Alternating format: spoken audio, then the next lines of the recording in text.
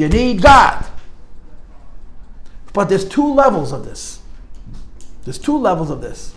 One level is the guilt and fear factor. You know why you need God? Not to kill it, not to steal it, not to cheat it, not to lie, and to give charity? Because if you don't have God, you're your own God. And then you decide what killing is, what stealing is, what cheating is, what charity is. I cannot get over this fact. People, Adolf Hitler was a vegetarian. Think about it. He did not eat meat because he felt it was cruel to kill animals. Think about it. Hitler wanted to create a beautiful Volksgemeinde. He wanted Germany to be such a wonderful community. He wanted to create Norman Rockwell in Germany. Beautiful homes and the family sitting together, and there's a beautiful fireplace, and they're all eating dinner, and everyone works hard. But in order for him to create that Volksgemeinde for the Deutsche Volk, he had to kill Lebensraum. He had to kill so many people, millions, and it was logically consistent for him. You know why?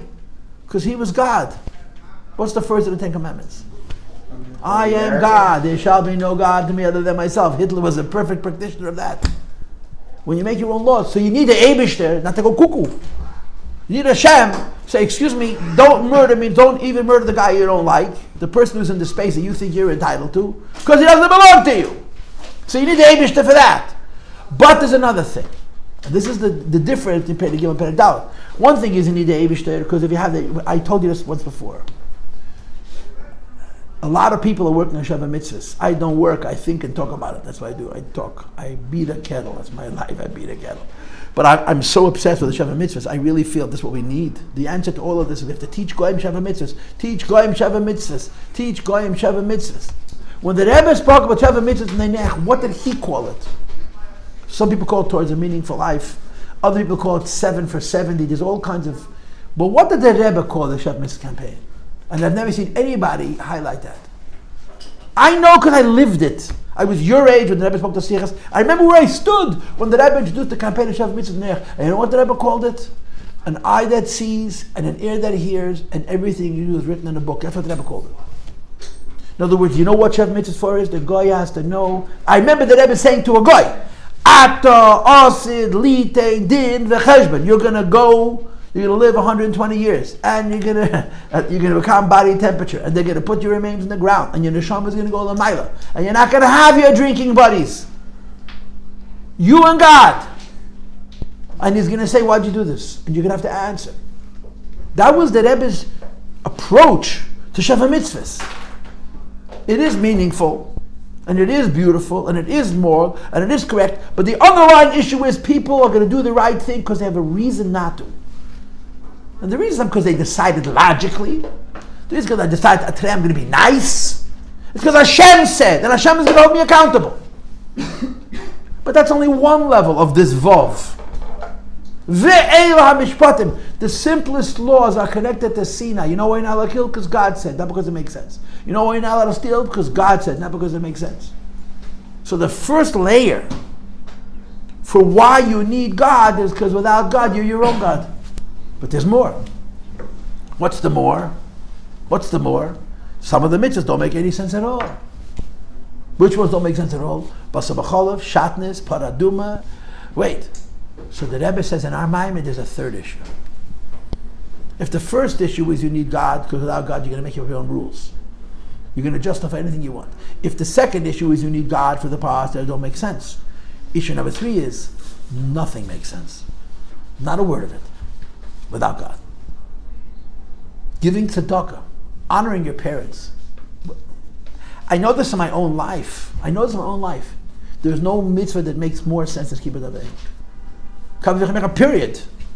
Yeah, but if I'm going to honor them, they're going to take such advantage of me. Okay, so you have to figure that out. Some people say, okay, my parents can take advantage of me. It's okay, they can. Other people say, well, I'll let the advantage be until the point. Or whatever your criteria is. But Hashem didn't make the mitzvah contingent on the fact that your psychologist says, oh, you're one of the few guys who has really good parents, because the rest of them are all cuckoo. Hashem gave us a mitzvah. It's such a logical mitzvah, yet so many of us struggle with it. So how do you do kabbalah semecha if you can't stand your parents' guts? But the answer is, Hashem said. Hashem said. But if you look in Gemara, right, why do you have to honor your parents? Why? Because they gave you food? Because they raised you? Because your mother nursed you? Because they put you in kindergarten? They paid your tuition? No. They brought you into the world. That's it. They gave you life. That's just the Gemara. You have to honor God, your father, and your mother, because they're the three partners in your existence. The Gemara equates father and mother to God. And the Rebbe has a siach, that doesn't seem right. That's not exactly a third. They gave you life. But that only makes sense if you have the Eibishter. And that's what the Rebbe is adding in Perek Dalet. Not a word of it makes sense without the Eibishter. Even the parts of Yiddishkeit that seem to make the most sense, they really only make sense because Hashem gave them to us. And that's that vav.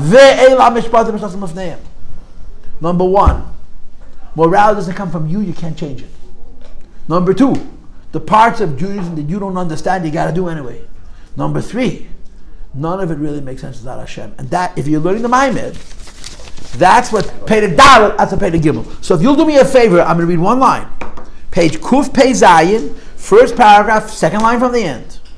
I deliberately stopped there on Sunday. Today's Wednesday. V'zehu, and this is the pshat.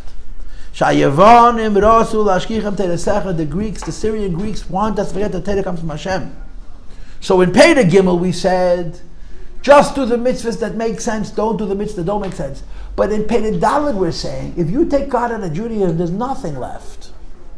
Haina lashgiach sheiteres Hashem. To forget that this comes from the Eibishter, Shaydei, that through this, Yisbatel sof, and the end will be a bittul of klolos ha'yid li'b'datei. They said we don't like shatnez. They said we don't like paraduma. But you can learn mishpatim, you can learn Pashas Bahar. Bahar always talks about business, kinyonim. But that wasn't the truth.